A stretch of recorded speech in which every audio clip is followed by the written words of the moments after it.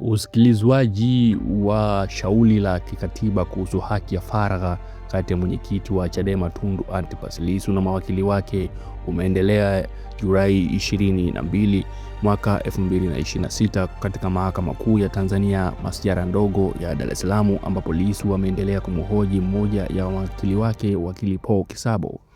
Na katika ushahidi wake mbele ya mahakama, wakili Paul Kisabo amedai kuwa mazungumzo yote kati yao na mteja wao yamekuwa yakifanyika chini ya uangalizi mkali wa askari magereza, huku akisisitiza kuwa hakuna faragha yoyote kutokana na maafisa waliokuwepo kusikiliza kila alichozungumza. Kisabo ameeleza kuwa mikutano hiyo imekuwa ikifanyika katika maeneo mbalimbali ya gereza la Ukonga, ambapo ikiwemo ofisi ya mkurugenzi ya mapokezi ya admission office, ofisi ya naibu mkuu wa gereza pamoja na ofisi ya mkuu wa gereza, ambapo askari na maafisa wengine walikaa karibu kiasi cha kusikia maongezi yao yote.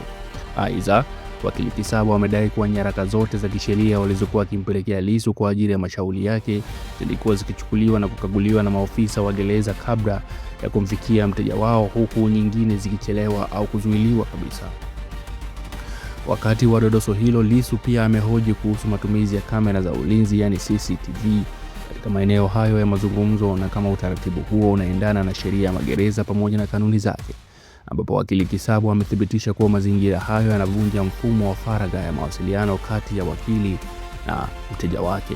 Shauri hilo linaendelea kusikilizwa mbele ya jopo la majaji watatu wa Mahakama Kuu katika hatua za ushahidi. Habari, karibu tena katika uchambuzi wa shauri la kikatiba linalomhusu mwenyekiti wa chama cha Chadema Tundu Antipas Lissu, ambalo linaendelea Mahakama Kuu ya Tanzania masjala ndogo ya Dar es Salaam, ambapo mada kuu inakuwa ni haki ya faragha kati ya wakili pamoja na mteja, ambapo wakili Paul Kisabo ametoa ushahidi wa kushangaza kuhusu jinsi mazungumzo yao na Tundu Lissu yanavyofanyika chini ya uangalizi mkali wa magereza.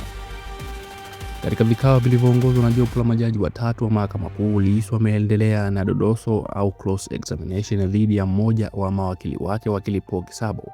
Kisabo alishuhudia kuwa mazungumzo yote kati yake na mteja wake ambaye ni Lissu yanafanyika chini ya uangalizi mkali wa askari wa magereza. Pia mikutano inafanyika katika maeneo kama ofisi ya mapokezi, ofisi ya naibu mkuu wa gereza na ofisi ya mkuu wa gereza la Ukonga. Maafisa wa gereza wanakaa karibu na kusikiliza kila kinachozungumzwa. Nyaraka za kisheria zinachukuliwa, kukaguliwa na kucheleweshwa au hata kuzuiwa kabisa kabla ya kumfikia Tundu Lissu.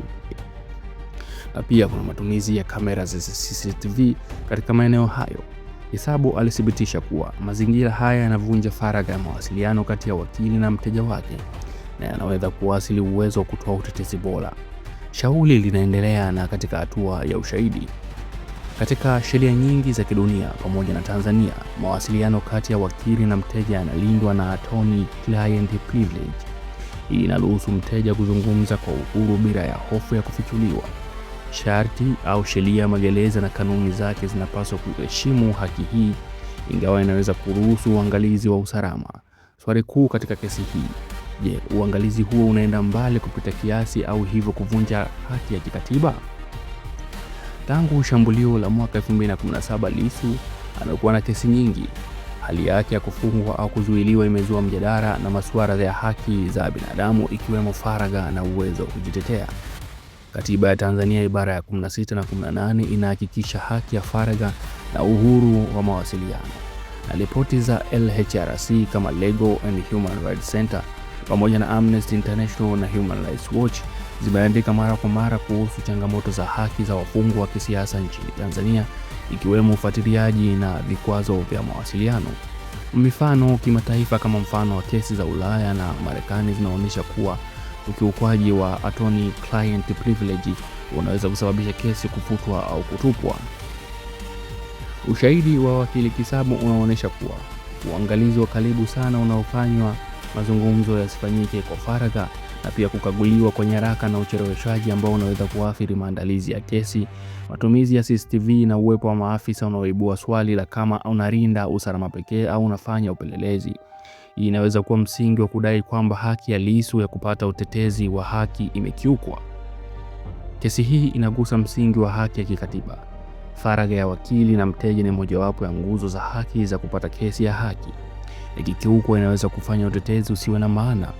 Ushahidi wa Kisabo unaipa mahakama maelezo ya moja kwa moja kutoka kwa wakili mwenyewe. Mahakama inaruhusu dodoso la kina na inasikiliza ushahidi wa moja kwa moja. Hii inaonyesha kiwango cha uwazi. Kesi kama hii inaweza kuweka kumbukumbu muhimu kuhusu haki za wafungwa.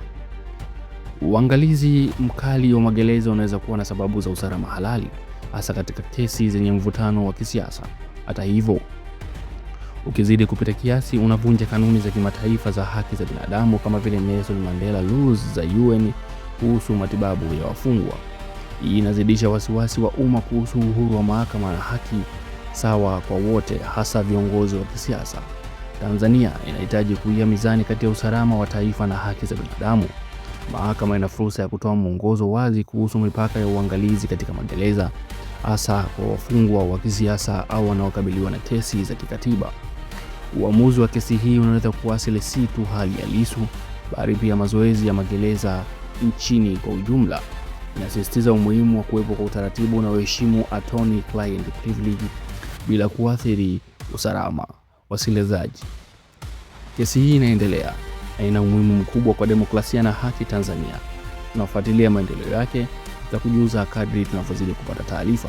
Je, wewe nini maoni yako kuhusiana na haya yanayoendelea sasa hivi kwenye kesi ya Mheshimiwa Tundu Antipas Lissu?